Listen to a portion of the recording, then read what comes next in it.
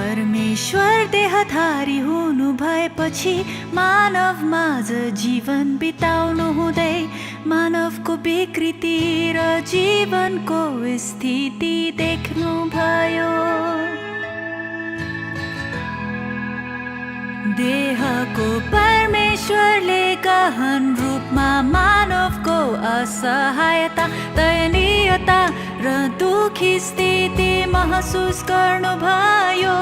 उहाँले देहको अन्तर्ज्ञानले मानव प्रति अझै करुणा र अनुयायी प्रति अझै चिन्ता हासिल गर्नुभयो।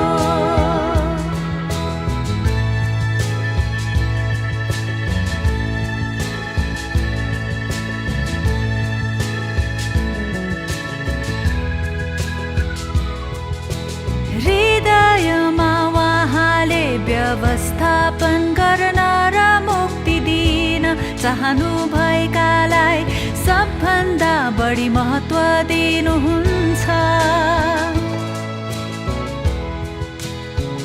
उहाँले ठुलो मूल्य तिर्नु भएको छ, विद्रोह र पीडा सहनु भएको छ, तर मानवलाई बहिष्कार गर्नुहुन्न। बिना पछुतो र गुनासो अथवा काममा लागिरहनुहुन्छ।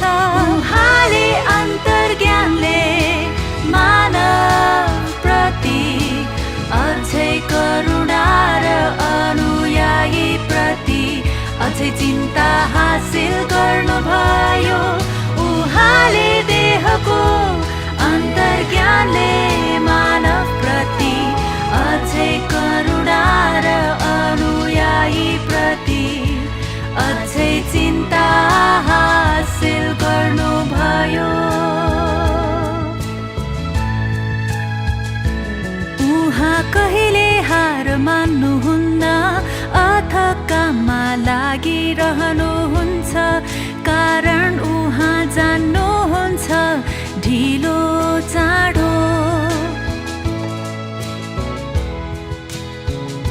उहाँको बोलावट प्रति मानव जाग्नेछन्। उहाँका वचनबाट प्रेरित हुनेछन्। सृष्टिका प्रभु उहाँ नै भनी चिन्नेछन् र उहाँतिर फर्कनेछन्।